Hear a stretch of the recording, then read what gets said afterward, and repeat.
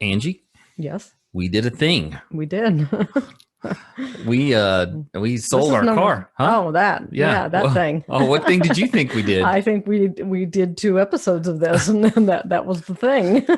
Yeah, we did. We conquered 2 episodes, and of course, we welcome everybody back for our third episode. Yeah. At some point in time, I'm going to quit counting how many episodes it's been. Okay. Yeah. Because Let's hope that it gets to a point where we don't quit counting because we've just given up of counting or of doing. oh no, we're having a lot of fun. But we did a thing. We sold our car, so we had 2 cars. We sold my car. Well, I thought they were our cars. Well, my name was first on the title, so I'm going with that. With my plus, yes, you keep referring to that thing we're driving now as your truck, right? So apparently it was my car that we sold. But after a week of having only one vehicle, let's say, it's no longer my truck. I've noticed last time I got into it, it had been chickified. Yes, and it's been 3 weeks. Oh, it has. Yes, okay, we're 3 weeks. I think it's gone well. So we're in recovery. Yeah. So we sold it because it's weird because during the pandemic, and we got locked in for a while, and both of us work out of the house. We realized maybe we don't need 2 cars, right? And so you say it's going well. I think it is. What do you think? I think it's fine, except it seems like you may be dominating. That's because I have the social life. I have a social life, but really, yeah. Well, it doesn't require a vehicle to get there, is all I'm saying. I socialize via Zoom. Yes, yes. Do you think we can keep this up? Yeah. Yeah? Well, I think that considering we're 3 weeks in, we have not had a major argument or a major conflict. You did park it somewhere where it got the door ding. That is up for question as to whether I was the one that parked it, or whether you were, and it was or if it was already there before we started sharing. Well, yeah. You would have to prove to me that it was my responsibility. Okay. Well, I'm just using the law of averages to say I wasn't driving the truck, so it probably didn't happen while I was doing it. So okay. Anyway, we'll get through that, I guess. We're going to move past that. We're going to move past it. I'm just curious how many other people have sat around now that life has sort of shifted back down into a low gear and realized we got a lot of stuff we don't need. Yes. Right? Yes. Well, as you know, and anyone who might know me knows that I like to collect things. That's a kind word for hoarding. Yeah. But I go through phases of purging, but then I replenish. And that's everyone's blessing, because if you're around on a purge day, you get some bonus items. Yeah. Okay. Yeah. So, but I do like my things. But let's make it very clear. We don't have to carve paths. I'm not that kind of hoarder. No. I don't save trash. We do have to carve a path through our garage, but the rest of the house is fine, right? I think so, yes. Oh. So as long as we can keep it contained to the garage, I think we're going to be fine. So let's talk a little bit about some Collin County news here. And not that our selling our vehicle is news. I'm sure that bores everybody. But I am curious, if some people want to share on Facebook or go to our website, if they want to share collincounty.life, if they want to share they've done this, things that they've gotten rid of. Maybe they decided to sell their house. Maybe they, got lost one day in their house and they're like, this house is too big. I think most people, from what I've seen, most people are updating their homes, because when you're trapped in your house, then you look around and you're like, hey, now's a good time to paint. Right. Change the floors. Yes. Paint every piece of furniture. Yes, that's true. In fact, in the last 9 months, we actually experienced 50 Shades of Gray. And I don't mean it in the book sense. Yes. I mean it in the paint color sense. So if you've ever tried to pick out the right color gray, you know what I'm talking about. Yeah. It's very challenging. I think it took us 2 or 3 months just to pick the color. Well, we did pick the color, then we changed the color. Right. So your office is the only color of the original color. That's correct. And then the rest of the house is the second original So color. if you're looking at the color on the walls of our studio, that's not the gray color of our house. No. That is just one room that way. So Right. interesting stuff. All right. So let's take a look here. Let's look at, let's go to Prosper. Okay. Because this is interesting. Mayor Ray Smith of Prosper has challenged the residents of Prosper to get fit in the next 90 days. Oh. Yeah. Maybe we should move to Prosper. Maybe that'll help us get fit. maybe that'll do it. Because these, lazy McKinney isn't really helping us any. No.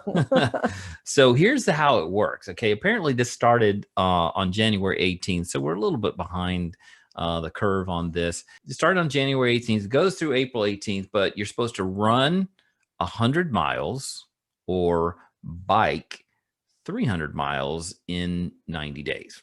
So that sounds like a lot. Well, yeah, well, that's just over a mile a day. Well, see, running. that goes back to math, girl. Yep. And I can't ride a bike since I broke my tailbone years ago. It hurts to ride a bike. Unless you ride a girl's bike. Or no, it's the fat seat bike, I guess. Which is a girl's bike. No, there's guys that ride those bikes. No, there's not. No? No. It's a cruiser. I need a cruiser bike. A cruiser is a girl's bike. Okay. I'm gonna beg to differ, but we're gonna move ahead. Okay. And then running a mile a day back when we ran regularly, which we haven't done, a mile is not a lot. I agree. But I am a little bit disappointed that they didn't have a walking option in there because. Right. Some people don't like to run. And if that's the only option they have, then maybe they're like that. I'm not participating. Right. I'd like to run, but physically my body has gotten to a point like my knees hurt, You're talking about that age bracket again. Right. And so, I don't want to say, hey, I'm out because I can't run or bike. There should be an option for me, but I don't live in Prosper, so I guess it doesn't matter. So it doesn't matter. You can't participate. So for those of you living in Allen, excuse me, the city council has approved assistance for those residents that are affected by the COVID pandemic. And I think it's easy to forget many times the people who are severely affected. I think we've all been affected, but many of us have been able to keep our employment, or maybe had money saved up or whatever. Just think about absolutely, losing your job and also having your kids at home with you every day, not going to school, just a lot of things. That right there. That's a lot. Yeah. When is this summer going to be over? Right. But anyway, they have approved some monies so to help pay utilities, for rental assistance, food for seniors through Meals on Wheels, tutoring to low-income student families, and grants to small businesses. And I think that is one of the things. That's to the city of Allen? Allen, yeah. That's great. Now, a lot of this is state and federal money. Right. So the cities, I guess, have to approve the plan of how to spend it. I know, like, for example, I know McKinney has a similar program as well. If it's state and federal, I would assume other cities have the same. Yeah. The money's out there.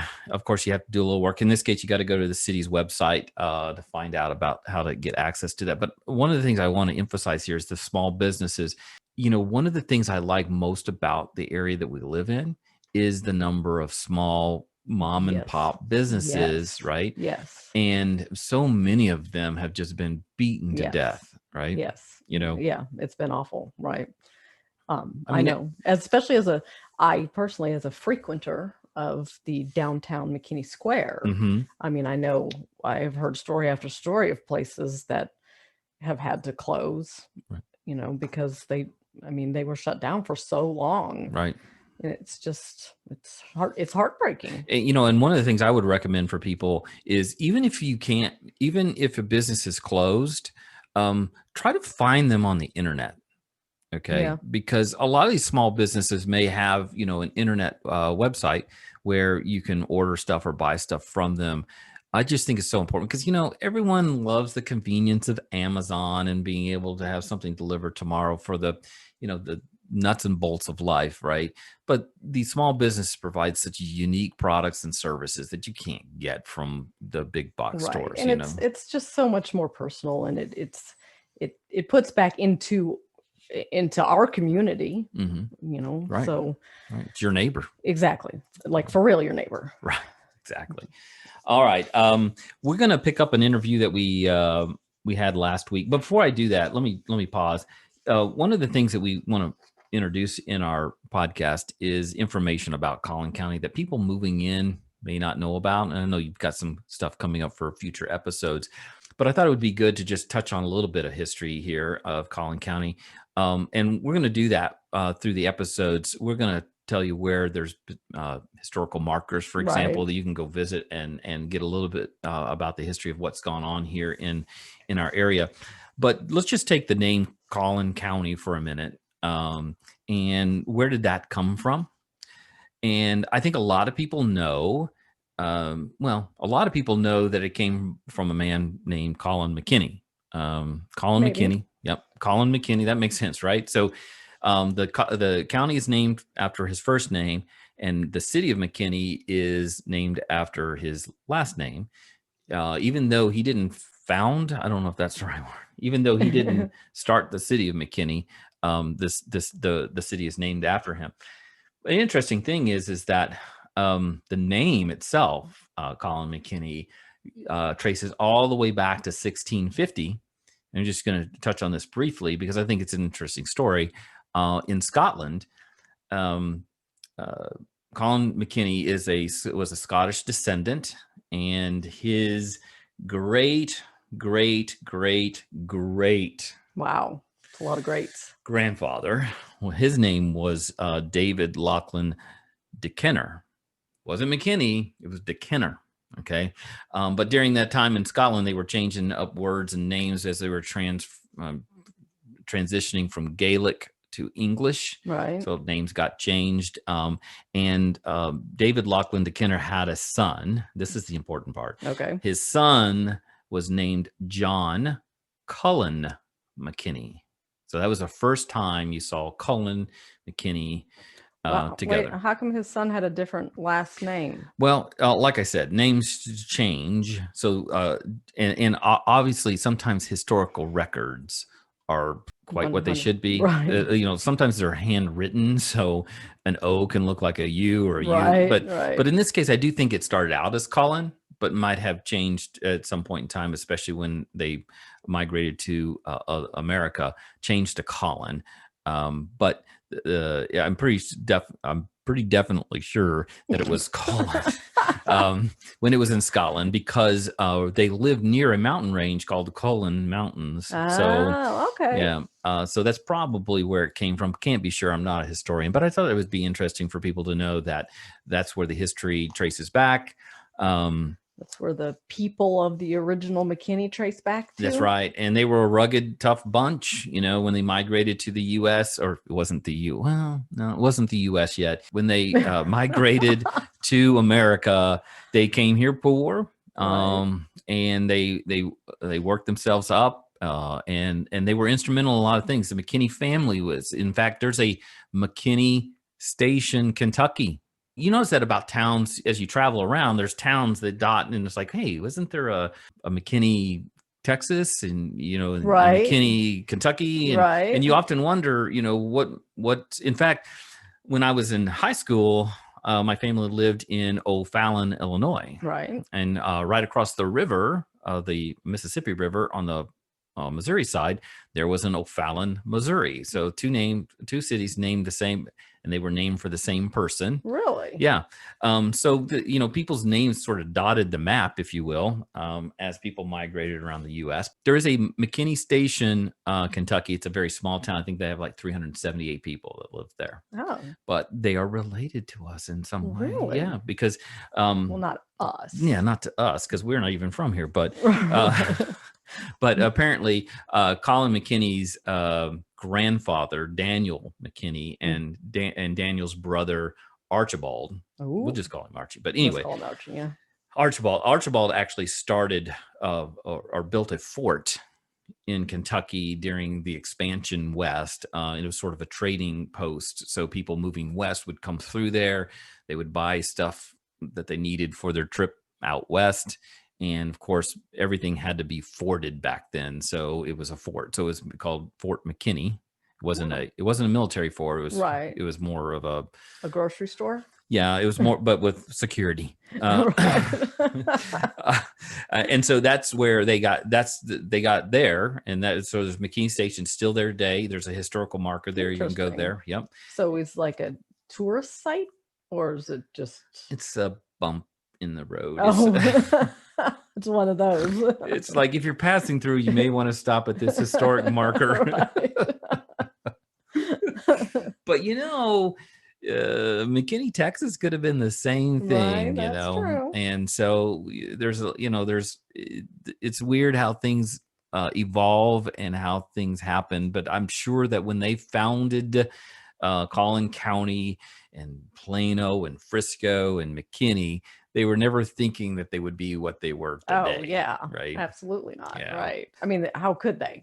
Really? Well, if they had big visions, you ask that, but you take a city like New York City, for example. Yeah. Central Park. This has always amazed me. Maybe some of our listeners are also amazed by this. Central Park is a huge, huge park in the middle of New York City. Right. Right. Yeah.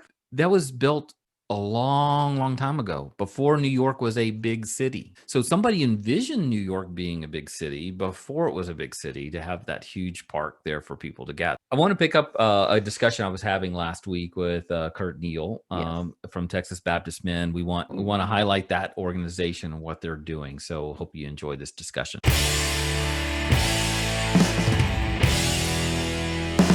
Hey, Curt, thanks for joining us on Collin County Life. It's really great to have you here with us. So how many quote unquote missions does your organization participate in each year? I help us understand the magnitude of this volunteer effort. Depends on Mother Nature. Is that right? I mean, it's if we have a lot of tornadoes, we're going to have a lot of responses. Last year we had a number of hurricanes, so we had a whole number of responses. I forget how many different tornado or hurricanes hit the state of Texas and Louisiana, but it was 6, something like that. Right. We started out with the one in Weslaco. A lot of people didn't know the Rio Grande Valley. Right. They didn't, don't remember that one, but it flooded that whole area. So we spent a lot of time working down there on flood relief. Do you ever have to turn business down because you don't have enough volunteers, or is it to a point now where you guys can respond to almost anything? I've never heard of us turning anything down. If we have a big response, say Harvey. Mm-hmm. Harvey was a huge response because it was such a widespread area. We got other states involved. Right. Missouri, Oklahoma, New Mexico. Came as far away as New Jersey. Right. So almost every state came to Texas and assisted us in that it's a really cleanup awesome effort. It was just a great effort. It's an awesome effort. So how did you get involved in Texas Baptist Men? Well, my wife and I both volunteered with our church that we used to go to here in Collin County. It was Wattle Street Baptist Church.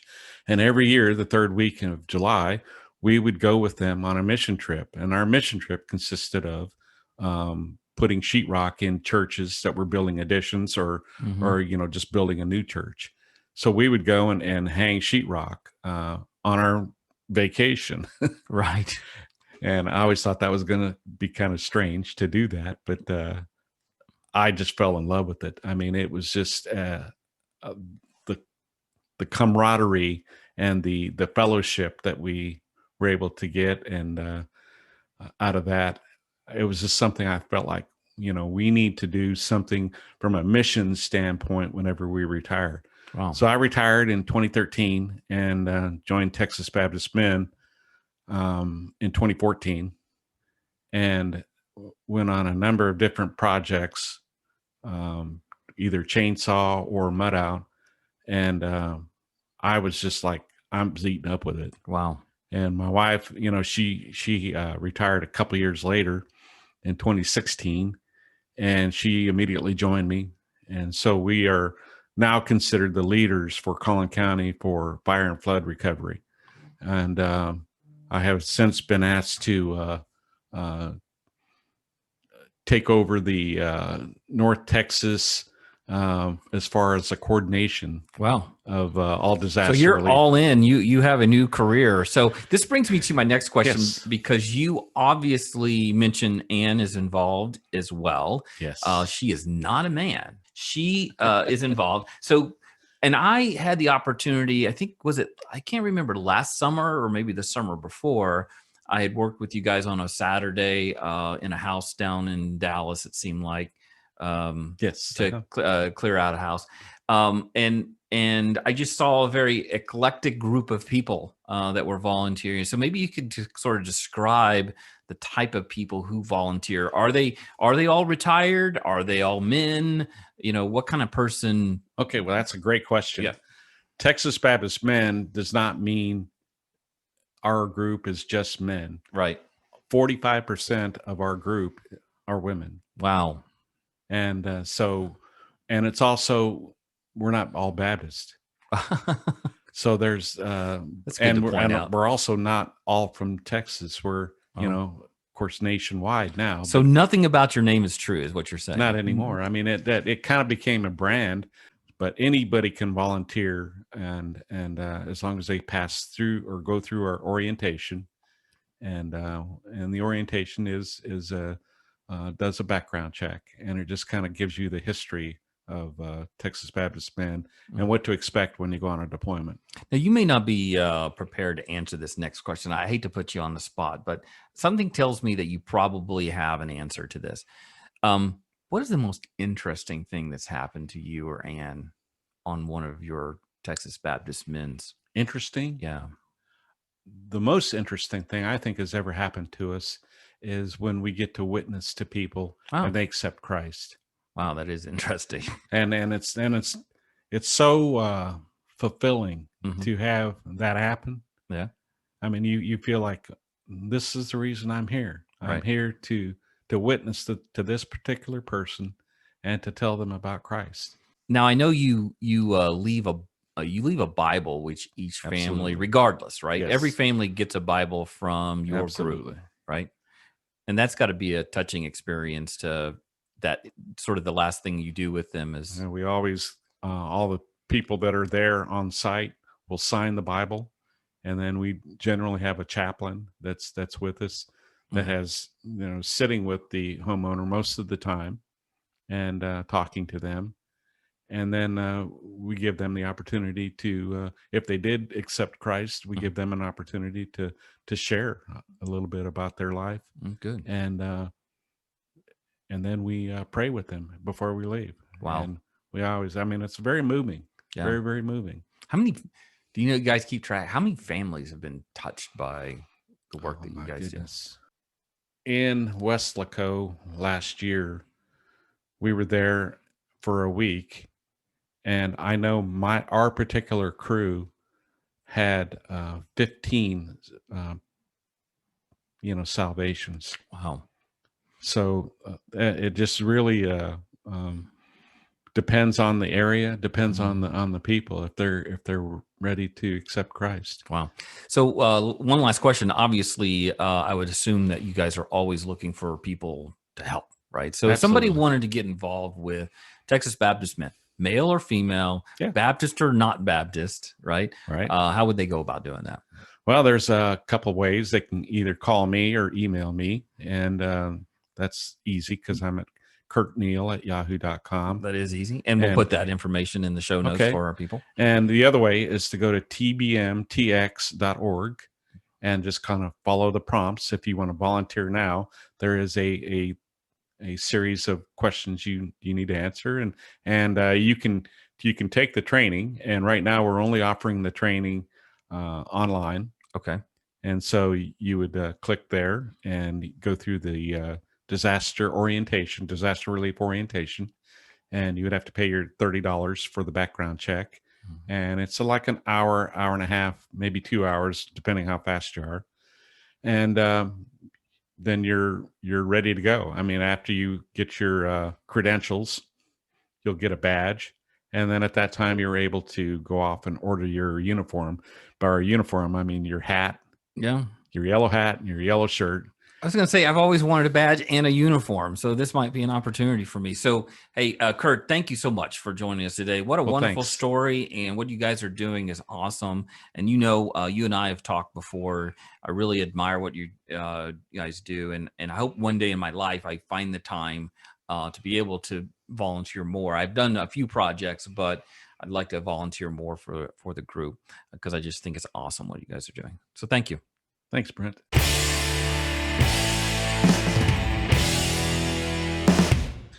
Okay, Angie, it's time for us to talk a little bit about the things coming up in Collin County this weekend, maybe next weekend, things for us to do. Okay. All right. So I just want to remind anyone with a cat, Yes. once again. There's a lot of cats out there, nervous cats out Yes, there, yes. because we've been talking about this for 3 episodes. Yes. So, and it applies only to the male kitty cats. I had a bad experience with cat. We had cats when I was a kid. I did too, and they were not nice. No, we had a Siamese cat. I don't know. Can we call them Siamese cats, or do we have to say I had a cat who was from Siam? Is it cat first? It's like, so we had a Siamese cat that used to hide behind the sofa, and we lived in a mobile home. Yeah. Right. So if you know mobile homes, they have like that long hallway. And to so the bedrooms. yes. Yeah. And so you come down the long hallway, and the couch would be right at the corner where the hallway comes out and gets into the living room. I think Yes. every mobile home in the world is designed Well, the same way. You can't really change the variation of a big long rectangle. No, not unless you go to double wide, which I know you're a fan of. That was my dream. That was your That was my dream home. So so you come down the hallway, and the cat would be hiding behind that, and every time would come out and attack me. Yes. Yes. What was your cat's name? I have no idea. Oh, that's sad. At least I know my cat's name. All right, sorry, got off track again. We have a habit of doing that. Oh, wait, I was talking about events. I was Yes. talking about neutering. Okay. So, in Princeton, back to animals. We just segued straight into animals. Yes. So Princeton, there is a organization, Cathy's Critters is the organization. So they are a hands-on humane education farm. Okay. So I'm familiar with Cathy's Critters because when I worked at the school, we had like a fall festival, and Cathy's Critters came out with an array of different types of animals, Right. For like a little petting zoo. Mm-hmm. So there was chickens and all kinds of bunnies and cute little things like that. So All the things that you're allergic to. all the things I'm allergic to, yes. But it was so much fun. So on February 19th, which is a Friday, Cathy's Critters in Princeton at 7422 County Road 466. You're going to have to waze that one. Yeah. They are having a drive-in movie fundraiser night. Awesome. So the movie's going to be Hitch, if you're familiar with Hitch. It's a cute movie. It is Um, kind of aged. It's kind of an old movie. It's a fundraiser. Yeah. Right. And it has to be family friendly. Yeah. So, anyway, so from 6 to 7, they're going to have like a walk around of the animals, and Okay, they have like kangaroos. Oh wow. I mean, they have all different animals. And then at 7 o'clock, the movie starts. They are selling tickets. So it's $20 ticket. Again, it's a fundraiser. So it goes to help care for these animals. Okay. Your tickets you get through Eventbrite. All right. Okay. Eventbrite.com. Yes. That one. And you'd be searching. Where would you go to find the link to the thing on Eventbrite? Is there a website or something? No. For this particular event? Yeah. You would go to Cathy's, you would search Cathy's Critters. Okay. Search Cathy's Critters. Okay. Yeah, Got Cathy with a C. Cathy's Critters. it. Okay. Yes. This reminds me of the time that we went to another event somewhere out in North Collin County, and we were supposed to tour sort of the wildlife, but you got so busy talking that you missed the tour. So sad. I was so sad. but it was like you ruined it for yourself. I know. It was such a child's like disaster. But I was really sad that I didn't get to see the. And I was completely okay. What else do you have there? Tups. Oh, Tups is back. Okay, so seriously, we're gonna have to spend some time at Tups because they have so much going on. The 21st, they have Cousin's Maine Lobster food truck. Is that food truck that they had on Shark Tank that one time, or is that different? I I wonder. don't know. The name sounds very familiar to me. Yeah.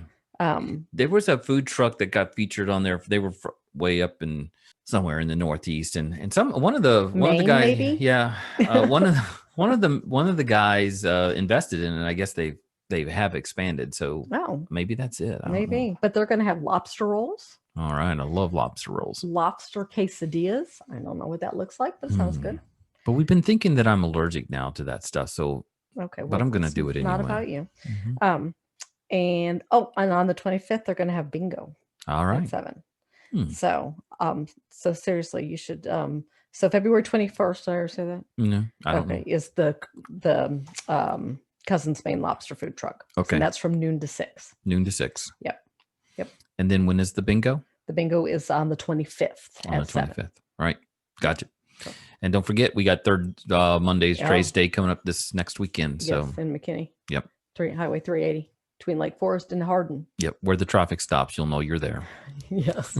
Yes. Please be careful. Yes. And if people don't know this, and I only know this because I was in the education system, if you show your teacher's badge, then you don't have to pay to park. Awesome. Yeah. So the only thing you have to pay for is if you buy something. Right. Yeah. Right.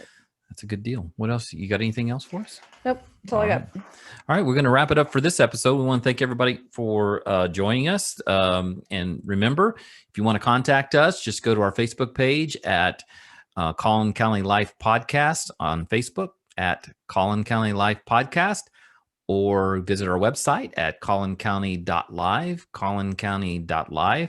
Be sure to, if you have a tip for us, something you want us to talk about on a future episode, be sure to click the scoop button and send us a scoop. You can also do that on our Facebook page. And as always, if you have a suggestion about the podcast, something that you think we should do differently, please share that with us and we'll try to incorporate that. Thanks again.